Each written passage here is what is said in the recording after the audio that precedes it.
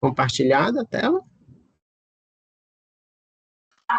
Sim. Então, vamos lá. Eu optei por fazer a aula com uma parte inicial que nós vamos debater hoje, que é o que é o antibiograma, com algumas nuances que todos os médicos e quem trabalha também na terapia intensiva tem que saber. E depois a gente pode bolar uma segunda aula com análise de uns perfis de resistência e mecanismos de resistência mais diferenciados, tá bom? Então, eu trago aqui os Perfeito. conceitos que às vezes vocês olham no hospital, os antibiogramas, e muitas vezes vocês não sabem o que legendas, métodos e a razão de ser um determinado documento que é utilizado como base para a interpretação do antibiograma. Então, isso hoje gera bastante desafio, tá? Então, vamos lá. Por que existem diversos documentos de realização de antibiograma na literatura e por que a gente resolveu no Brasil, em 2018, implementar o documento europeu que é o EUCAST no Brasil, foi criado como BRCAST, né? Então, só para vocês terem uma ideia, no Brasil, até 2018, a nossa legislação ela não dizia qual era a norma que você deveria utilizar para fazer um TSA. Então, eu poderia fazer o CLSI, que é o americano, eu poderia fazer o europeu, que é o EUCAST, eu poderia seguir pontos de corte do FDA, que é o americano. Só para vocês terem uma ideia, o FDA tem um ponto de corte, o CLSI, que é americano, também tem outro ponto de corte. Então, assim, antigamente eu não precisava, não tinha legislação nada sobre isso, né? E as bulas dos medicamentos têm pontos de corte que são aprovados pela Anvisa e que acabam contrastando com os pontos de corte que estão presentes em outras normas e que não têm valor legal, né? Então, assim, quantos laboratórios no Brasil têm diversos documentos padronizados, né, atualizados e em português?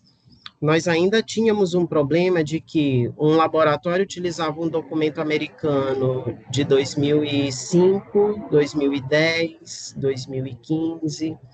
Então, como esses documentos americanos eles são comprados e eles custam caro, muitas vezes o teu laboratório comprava um documento de um ano e ele não atualizava. Então, você acabava, os pontos de corte eram atualizados, mas você estava usando um documento antigo e você tinha um antibiograma que era defasado.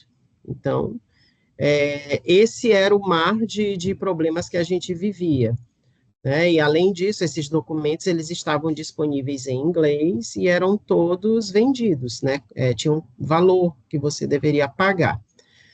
O documento que surgiu, né, que muitas vezes o Brasil utilizou por muitos anos, foi o CLSI, que é o americano, né, e a gente tinha uma pergunta, né, será que as normas do americano são adequadas para alguns antibiogramas antimicrobianos amplamente utilizados no Brasil? Será que os aminoglicosídeos, carbapenêmicos, cefepima, teico, que a gente usa muito no Brasil, tem alguma correlação e aplicabilidade com aquilo que é feito nos Estados Unidos? Então, baseado nisso e em diversos problemas, em 2018 foi aprovada a Portaria 64, né, de 11 de dezembro de 2018, que determina que os laboratórios de rede pública e privada de todo o Brasil deveriam utilizar o documento americano, o documento europeu, que é o EUCAST, que nós tratamos rapidamente de criar, já há muitos anos antes da portaria de 2018, o que nós chamamos de BRCAST, que é o Comitê Brasileiro com Normas Europeias, né? Esse comitê, na verdade, ele não vem das cabeças de algumas pessoas, ele vem da associação de 4 sociedades a brasileira de infecto, a brasileira de análises clínicas, de patologia clínica, de microbiologia. Então, tudo isso se uniu e criou o BRCAST. E até hoje, a gestão do BRCAST tem participação de todas essas sociedades. E todos os anos, né, esse é o site do BRCAST, o .org.br, todos os anos, o BRCAST ele atualiza os pontos de corte baseados no documento europeu, aproximadamente março e abril. Tá? Esse é o site, quem tiver curiosidade tem acesso à portaria, os documentos do comitê bacteriano e do comitê de antifúngicos. Então, assim, só quando eu estou falando para vocês de documento e ponto de corte, eu só tenho que lembrar que um ponto de corte, ele é definido de uma forma muito complexa, né? Então, quando eu tenho um ponto de corte clínico, que é aquele ponto de corte que vai dizer que acima de um valor é sensível e abaixo daquilo é resistente, acima daquilo é resistente, abaixo daquilo é sensível, eu tenho correlação com desfecho. O desfecho é vida ou morte, é erradicação bacteriana ou não, né? Mas, para eu chegar a um ponto de corte clínico, que é o ponto mais maduro da cadeia, eu tenho estudos pré-clínicos de PK/PD, né? Estudos clínicos, faço as correlações entre exposição e efeito, avalio critérios farmacodinâmicos, crio regimes de dose, faço simulações matemáticas como a de Monte Carlo, de PK/PD, e aí eu crio primeiro um ponto de corte chamado de PK/PD. Posteriormente, eu aplico um estudo clínico aqui e digo, olha, o ponto de corte de 1 para carbapenem, para pseudomonas aeruginosa, para mero e pseudomonas aeruginosa, é o melhor ponto de corte, porque acima de 1 a probabilidade de morrer é grande, abaixo de 1 as chances de vida são maiores, né? Então, ninguém tira da cabeça, do nada, que o ponto de corte de uma bactéria para um antibiótico em uma determinada bactéria é 1, né? Eu tenho primeiro estudos de populações bacterianas, amadureço aquilo com PK/PD, e depois eu aplico o estudo clínico, para dizer se aquilo é válido. E esse processo ele é tão dinâmico que, ao longo dos anos, os pontos de corte clínicos ele podem mudar. Então, por exemplo, no começo, há 20 anos atrás, o ponto de corte clínico para carbapenem era 32, hoje é 1, né? Assim como um determinado ponto de corte clínico que existe hoje, pode ser que ano que vem surjam novos estudos e ponham ele em xeque. E aí você diz, olha, essa bactéria ela perdeu o que ela tinha de ponto de corte clínico. Na verdade, aquilo que nós usávamos em 2023 não tem valor. Então, em 2024, ela perdeu o ponto de corte clínico. E aí eu não sei o que é sensível, o que é resistente.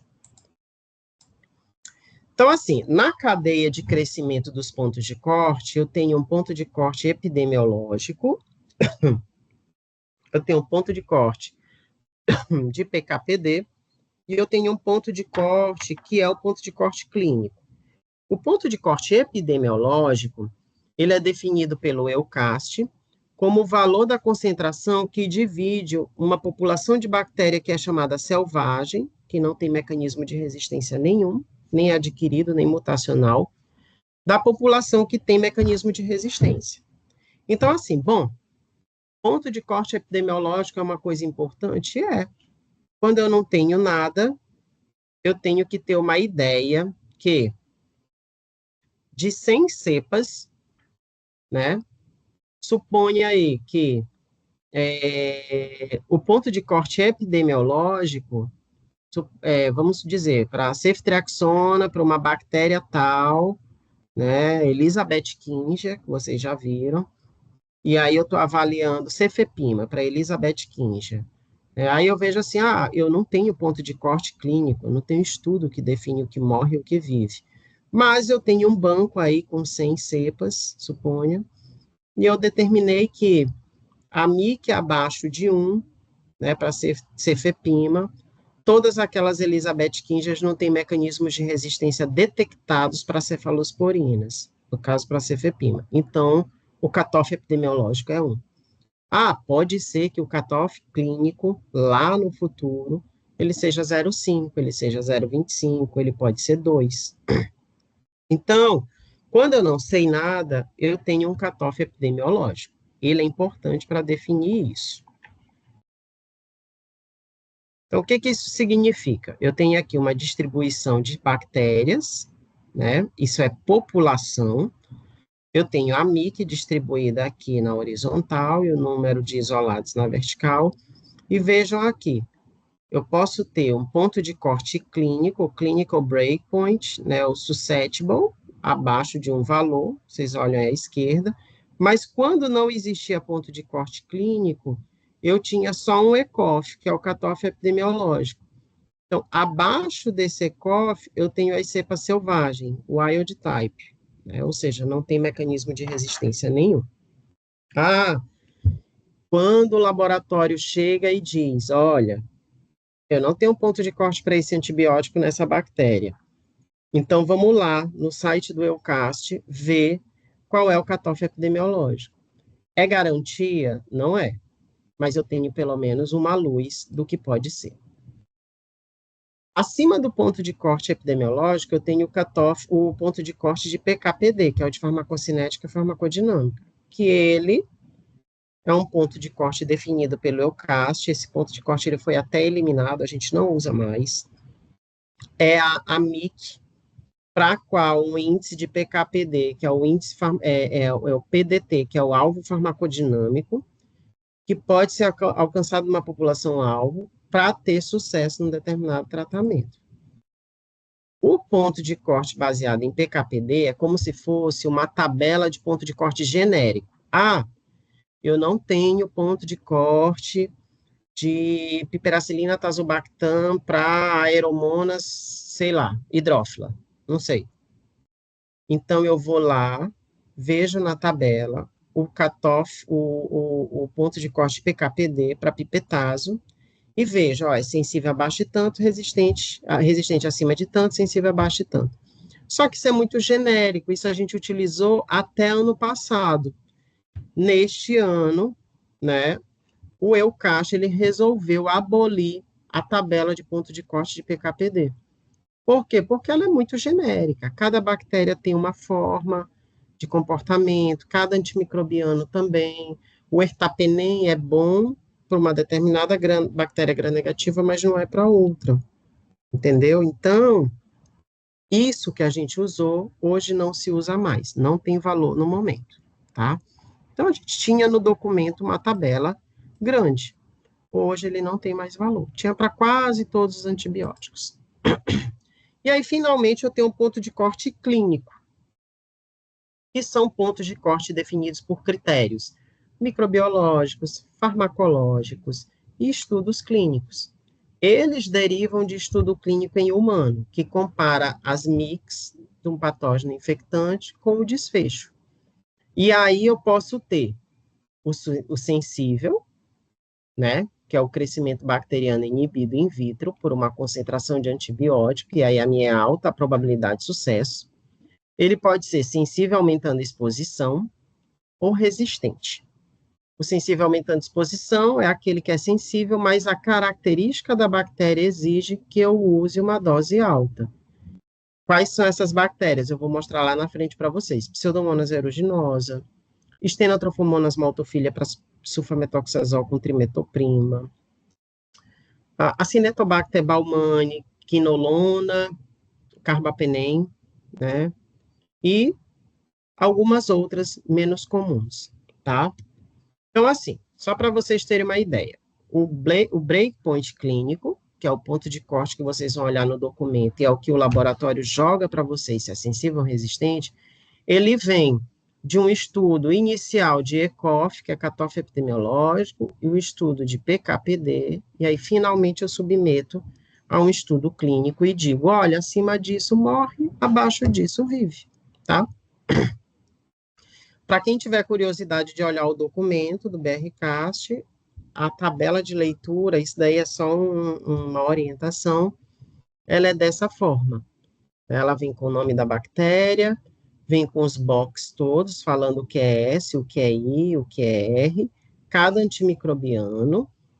antimicrobiano com a metodologia de MIC e cada antimicrobiano com a metodologia de discodifusão, tá? Então, é isso que o laboratório usa, e quando eu tenho dúvida, como infectologista, eu vou lá no documento e vejo. Tá, então vamos lá. A gente viu o que era sensível, o que é sensível aumentando a exposição, que é aquilo que eu uso dose alta, e o resistente, que é para eu não usar.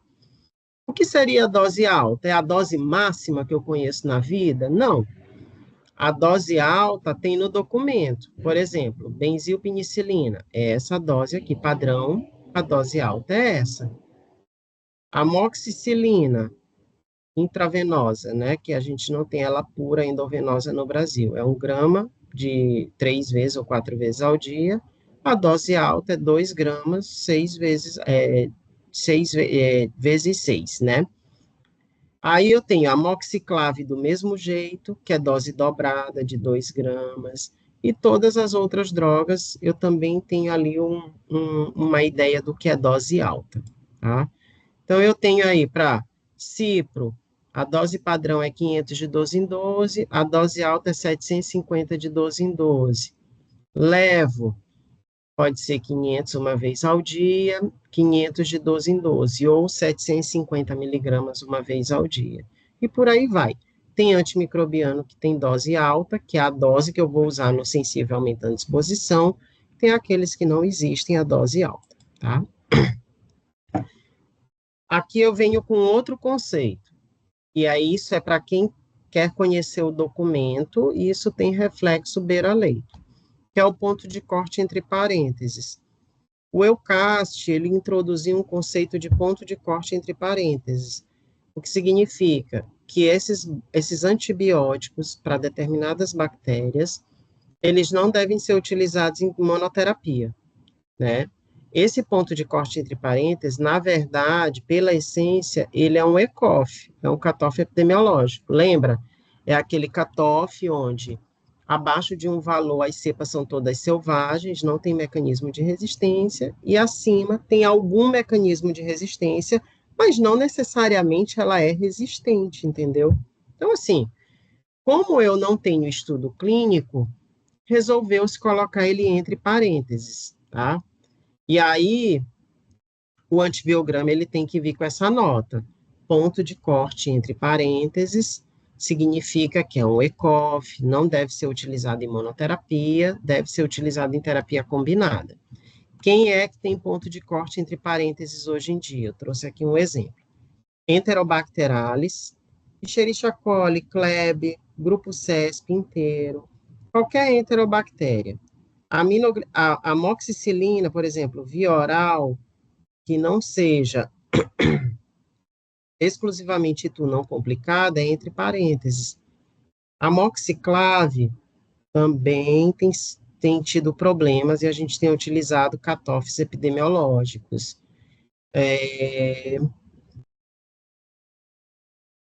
Aminoglicosídeo, amicacina para pseudomonas e tobramicina, que a gente praticamente não usa no Brasil, ponto de corte entre parênteses.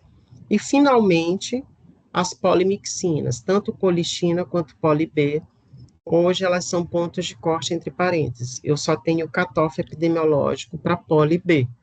Então, poli-B hoje, antes a gente utilizava imunoterapia para acineto. Hoje, a gente não usa poli-B em monoterapia para nada. Os pontos de corte são entre parênteses, são cutoffs epidemiológicos. Não existem estudos clínicos que validem o uso da poli-B em monoterapia, garantindo um desfecho de vida ou morte. Isso é uma coisa tão interessante, porque a poli-B é um antibiótico muito antigo, da década de 60 e 70, parou de ser usada, né? Só voltou a ser usada com a resistência bacteriana, tá? E aí, antigamente, você aprovava droga sem tanto estudo clínico. Tanto é que a anfotericina desoxicolato foi aprovada em 1958, e se você pegasse aquela medicação no cenário atual, ela não seria aprovada de jeito nenhum, pela toxicidade. A Europa e Estados Unidos praticamente não têm aí o uso de poli-B, né? Eles têm amplamente distribuídos aí ceftazidime avibactam, ceftolozano tazobactam, imipenem helibactam, merovarbobactam, né? Omedaciclina, vários outros, né? Então, assim, eles não têm tanta necessidade para uso de polibiocolistina. A ideia é que esses pontos de corte deixassem de existir, mas as sociedades de países subdesenvolvidos entraram no debate e pedimos que eles não fossem extintos, porque é uma medicação de uso corriqueiro nos nossos países, tá bom? Staphylo aureus, gentamicina, entre parênteses, amica igual, tobra igual. Então, não se usa monoterapia de aminoglicosídeo para nada que não seja do trato urinário, bem como não se usa monoterapia de poli B para praticamente todas as outras infecções, tá bom? Então, eu trago aqui um exemplo. Antes desse exemplo, deixa eu passar aqui para vocês. Definição, então, de regra antiga, que ainda está na cabeça de várias pessoas.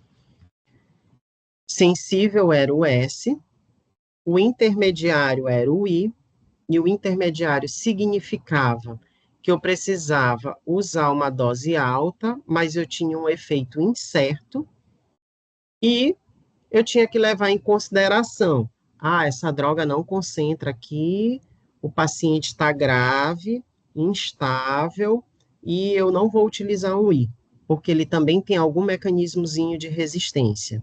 E eu tinha o resistente.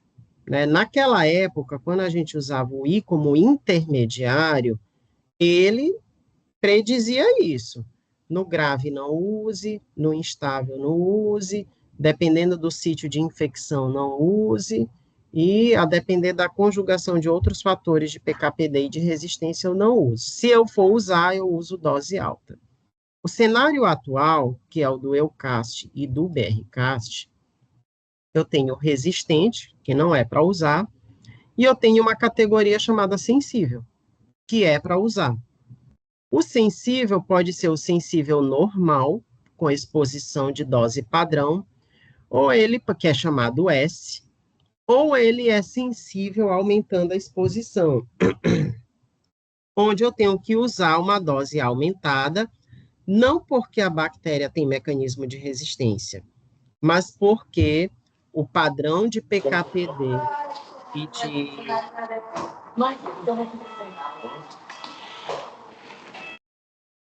tá. Agora eu não sei como fechar isso daqui sem fechar minha aula. Só um instantinho. Vocês estão vendo o slide normal? Acabei abrindo aqui.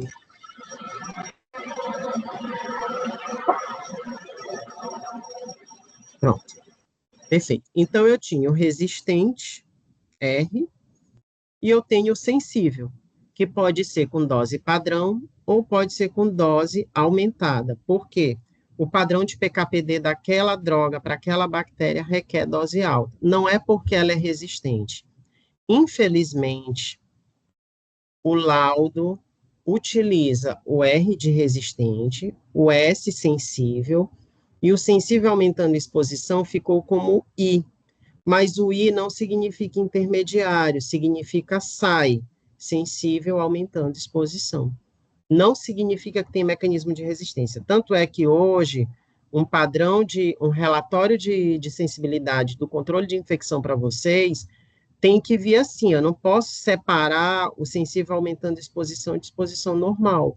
Tudo isso é sensível. E aí, às vezes, vocês olham o I no antibiograma e dizem, nossa, eu estou com uma bactéria multi-R. E não é. Deixa eu mostrar para vocês. Essa aqui, Pseudomonas aeruginosa, é a bactéria 1. Está aqui em vermelhinho. Ela é sensível à amica, ela é sensível aumentando a exposição a azitrionam, cefepima, ceftazidima, cipro, ime, levo e pipetazo. O resto tudo é S. Essa bactéria é multi-R, às vezes eu sou chamado para opinar. Nós estamos com uma Pseudomonas multi-R, ela é meropenem S, pipetazo I, ime I. Eu digo, não, essa Pseudomonas é multissensível. Então, essa que antes alguém poderia considerar aí, ela é, na verdade, uma Pseudomonas multi-S. Então, não tem nada de resistência nessa Pseudomonas. Na verdade, ela é toda sensível. Só que, para eu tratar Pseudomonas com aztreonam, cefepima, ceftazidima, cipro, ime, levo e pipetazo, eu preciso de dose máxima. Por quê? Porque ela é resistente? Não, porque o alvo farmacodinâmico de Pseudomonas é sempre com dose alta.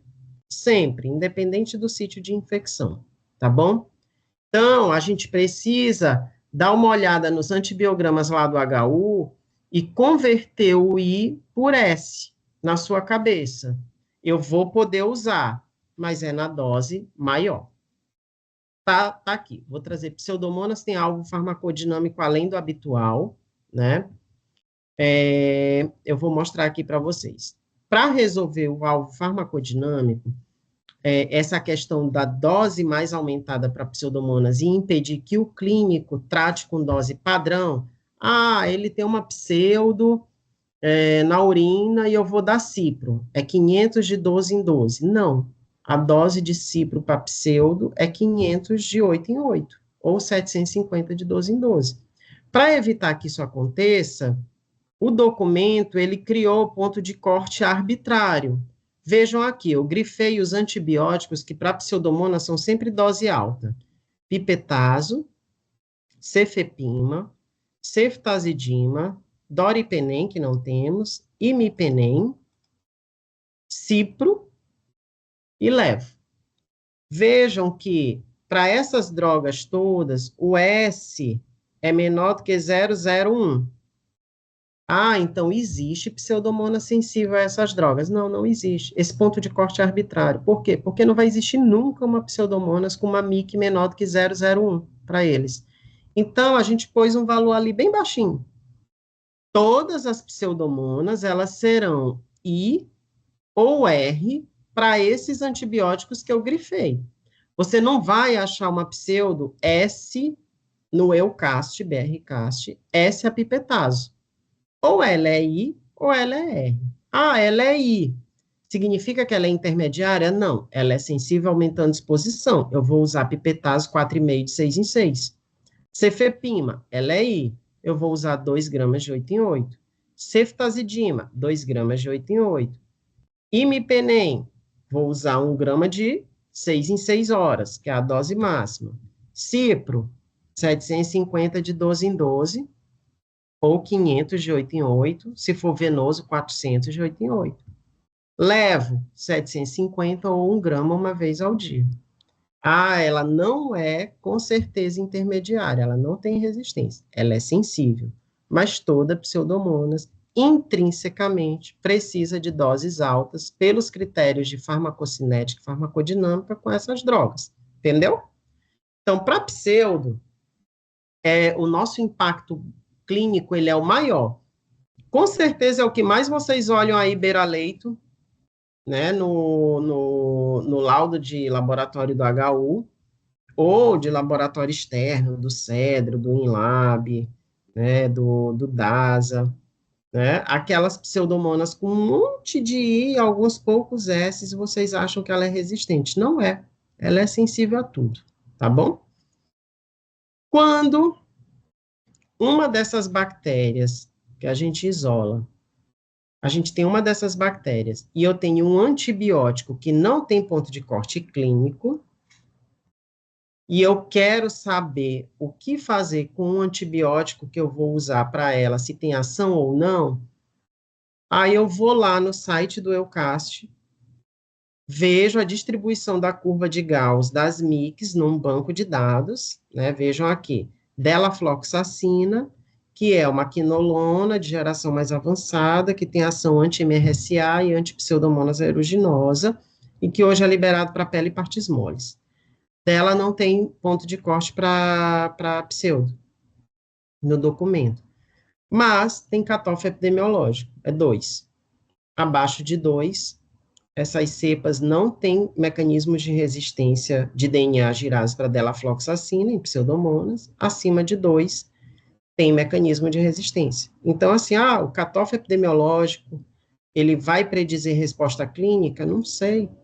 Pode ser que ano que vem, quando saia esse MIC aí, esse breakpoint clínico, ele diga, olha, ele é sensível menor do que 0,25 e resistente maior que 0,25. Ou seja, o cutoff epidemiológico era 2 e o padrão de estudo clínico foi 0,25.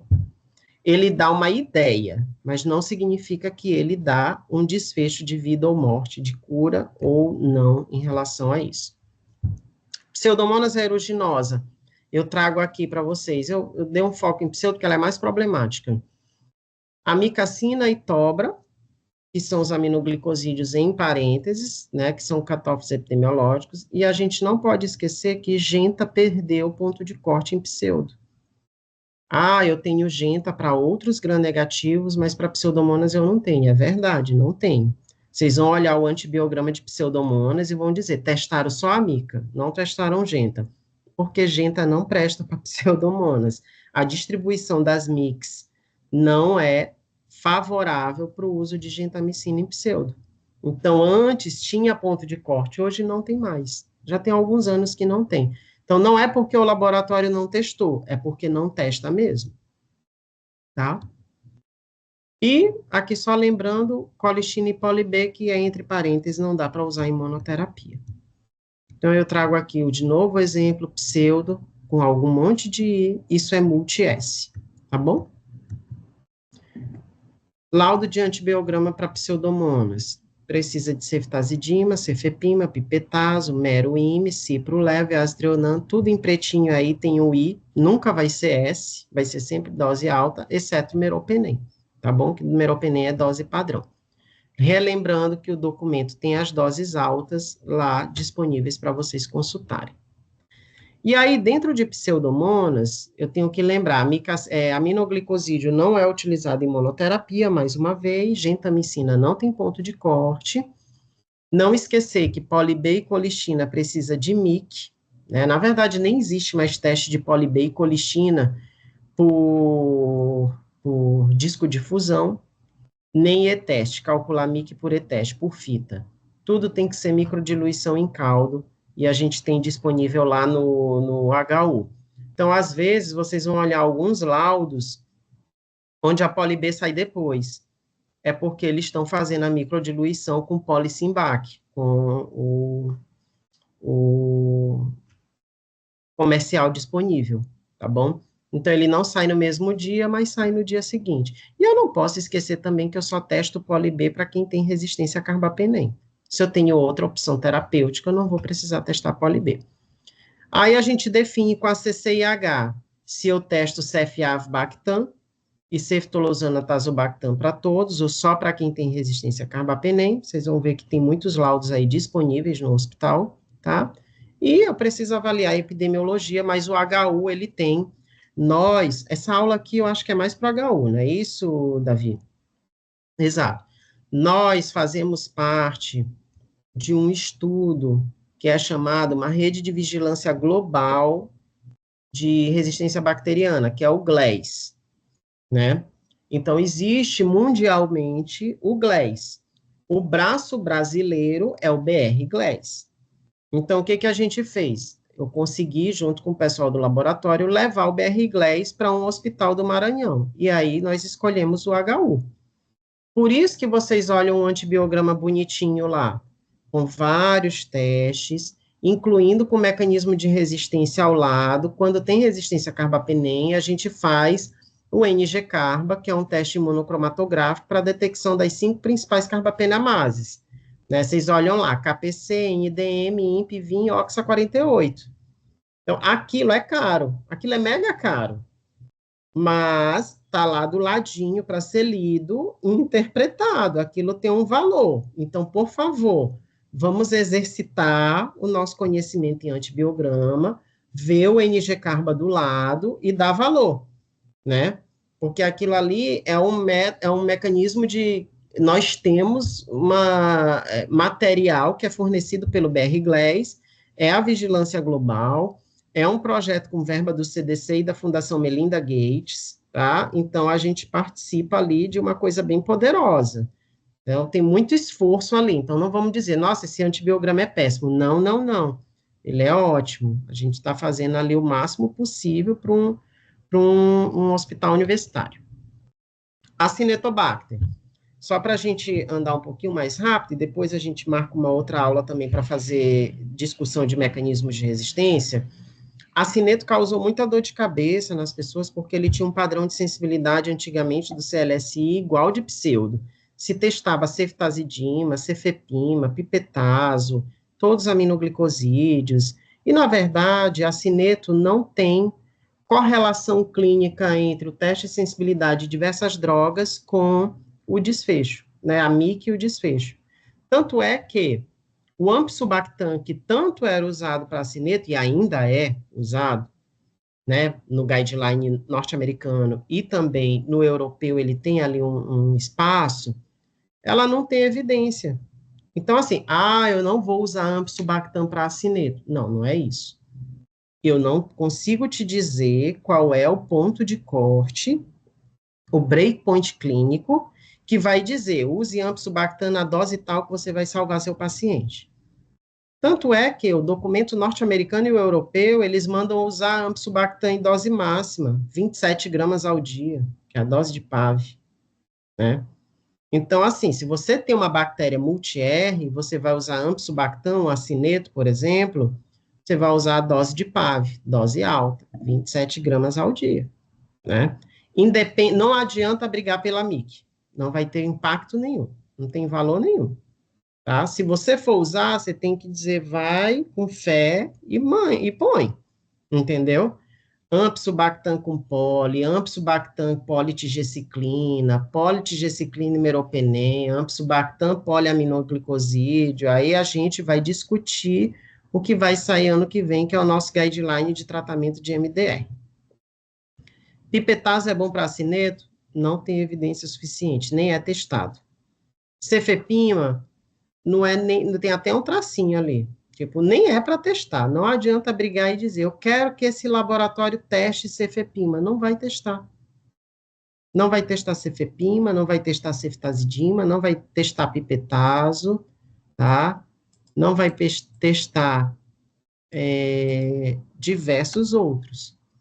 Né? Moxifloxacino, dela. E aqui eu trouxe para acineto, em grifado, cipro. Cipro para acineto tem aquele ponto de corte arbitrário, 001. Você não vai ter acineto S a cipro. Se tu achar um acineto S a cipro, chama a atenção do teu laboratório, ele está errado. Ou ele é I, que é sensível aumentando exposição, que eu vou usar a dose máxima, ou ele é R, tá bom? Vejam aqui, esse é um estudo do Hospital das Clínicas, ele é bem simplesinho, faz bastante tempo já que saiu, 2013, mas eu trago ele aqui para mostrar para vocês, onde ele vê a correlação clínica de 22 pacientes com acineto carba-R, tratado com ampsulbactam. Aí, se vocês olharem, na parte de cima, as MICs de sulbactam são 2 e 4. Na parte do meio, 8, e na parte de baixo, 16. Se vocês forem olhar na MIC de 2 e 4, que são as menores MICs, olha a coluna de sucesso clínico e a morte hospitalar. Morreram 2 aqui no hospital, né? Aí você vai olhar a MIC de 8, morreu mais gente dentro do hospital, tá? E tem mais falência terapêutica. E a MIC de 16 faz uma mistura, ou seja, não dá para dizer se a MIC de sulbactam ela tem correlação com desfecho clínico. Lembrando, mais uma vez aqui, que o que é bom para acineto não é ampsulbactam, é sulbactam. É porque no Brasil a gente só tem sulbactam combinado com ampicilina. Nos Estados Unidos existe sulbactam separado, entendeu? Então, e outra coisa, outro detalhe, o sulbactam não é um inibidor de beta-lactamase para acineto. Ele tem uma atividade acinetobactericida, né? Não é porque eu dei o sulbactam, que é inibidor de beta-lactamase, e eu recuperei a atividade de ampicilina para acinetobacter. Não. Quem mata o acineto é o sulbactam. Ele, nesse caso, não age como inibidor de beta-lactamase. Então, se vocês olharem o dado aí do Hospital das Clínicas, vejam que a MIC menor que 4, 8 e 16, eu não tenho o LE batendo com o CRE, em termos de morte e e vida. Esse aqui é o site do Eucast, onde eu pego as MICs. Eu mostrei antes para vocês lá uma curva de delafloxacina e pseudomonas. Se vocês observarem, quando eu tenho dúvida em relação ao antibiótico, eu vou lá nesse site, eu escolho a bactéria que eu quero, tá? Eu escolho, dentro da bactéria vai vir a lista aí de antibióticos. Então, tem aqui à esquerda todos os antibióticos, a distribuição das MICs, né, em termos populacionais, e o ECOF, que é o cutoff epidemiológico. Então, por exemplo, para a Acinetobacter, citafloxacina, que não tem no Brasil, o ECOF é 0,6. Né? Tigeciclina é 0,5. Tá? Bactrim, 0,5. Subactam e acineto. Vamos lá. Distribuição das MICs. Está aqui. Não tem um padrão Gauss. Eu não tenho nem ECOF. Entendeu? Então, se eu for usar como regra de tratamento, dose máxima, porque o guideline manda. Mas não fiquem brigando por MIC de ampicilbactam para acineto. No momento de vida. Cefepima. Ah, tá aqui, distribuição. Não tem nada com Gauss. Gaussiana, nada. Não tenho ECOF. TIGE. Eu tenho aqui um cutoff epidemiológico. Entendeu? 0,5. Então, e assim vai, né? Então, Acinetobacter, tá aqui, antibiograma bonito. Eu tenho teste para amica, cipro, amicigenta, cipro e levo, imimero, sulfa e tobra. Ah, ficou econômico o teste de sensibilidade de acineto. Não ficou, é isso aqui que tem evidência clínica. Alguns laboratórios fazem mix. Tá aqui, mic de ampicilbactam, pois é, mas aí ele joga o critério interpretativo lá do CLSI, tá errado. Não é mais para fazer isso. Ou você usa Eucast, ou você usa CLSI. Eu não posso misturar critérios interpretativos de um documento europeu com critérios interpretativos de um documento americano. Entenderam? Esteno, piorou, só tem ponto de corte para sulfa. E vejam, sulfa é arbitrário, 001. Então, vocês vão ver os laudos de estenotrofomonas, tudo I ou R. Aí vocês dizem, nossa, as estenotrofomonas estão ficando resistentes. Não. O I é sensível aumentando a exposição, é sensível. O laudo, o critério interpretativo e o relatório da CCIH tem que colocar como sensível, tá bom? Ah, eu quero usar uma droga que não é padrão para esteno, minociclina. Vamos lá, joga no site do Eucast, vê a distribuição de Gauss, minociclina para esteno tem cutoff epidemiológico de 1. Não tem breakpoint clínico, eu tenho só o epidemiológico, tá bom? Levo, eu tinha critério de PKPD, hoje eu não tenho mais nem o ECOF, nem o PKPD, que foi abolido o PKPD, né? Mas eu posso fazer as mix lá para vocês. Mas qual é a melhor droga para esteno? Sulfa, né? E para acabar aqui com a nossa discussão, quando eu tenho esteno multiresistente, aí eu venho os estudos, né? Azitrionam com avibactam, já tem um monte de trabalho clínico, ketorgena com azitrionam, né? Eu também utilizo para estenotrofomonas multiresistentes. Então, a literatura já está cheia. E para piorar aqui, só para eu finalizar, Burkholderia. Burkholderia não tem ponto de corte para nada. Nossa, esse documento europeu piorou a nossa vida. Burkholderia tinha ponto de corte mero, ceftazidima e sulfa. Agora não tem mais para nada. Sinto muito. A gente estava dando para vocês um laudo que não tem correlação com vida e morte. Então, é melhor a gente calcular a MIC e dar dose alta de alguns antimicrobianos do que eu te garantir que meropenem menor ou igual a 1 para Burkholderia cepacia é sensível, e eu dar mero, e daqui a pouco o paciente morre, e você diz, nossa, era sensível. Não, não era. Não tem estudo clínico. Quando existir estudo clínico, vai sair um ponto de corte clínico. Tá bom? Então, a gente conclui aqui, evidência científica para confeccionar um laudo de qualidade, com confiança na administração de drogas antibacterianas, precisa caminhar rapidamente, já caminha, todo ano tem atualização do documento, Conhecer PKPD é importante.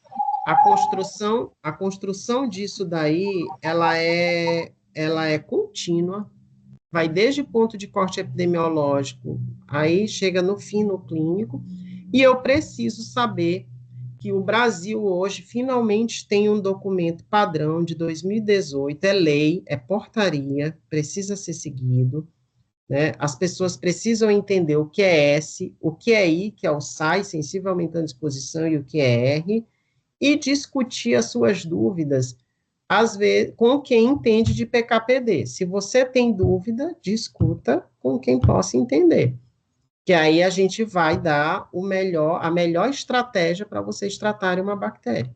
É monoterapia, terapia combinada, é dose máxima, é infusão contínua, é infusão prolongada, né? Dose de amicacina hoje para choque séptico é 25 miligramas por quilo dia, não é mais 15. Ah, vou matar o rim. Tá bom, matei. Mas aí ele não morreu, o paciente, né? Então, assim, tudo caminha a basta. E hoje nós temos as novas drogas, né? CF-Avibactam, ceftolozano tazobactam, vai chegar aí meropenem com vaborbactam. Então, vamos lá, né? É isso que eu tinha para falar para vocês, gente. Muito obrigado. A gente pode até marcar uma outra aula para falar de mecanismos de resistência, eu acho importante, né? Mas eu preciso que aqui nós temos 15 pessoas. Essas cimentinhas plantadas hoje, do S, do I, do R, elas precisam ser exercitadas no dia a dia lá no hospital. Muitos preceptores, muitos plantonistas, muitos outros não têm esse conhecimento. Então, a gente senta, discute,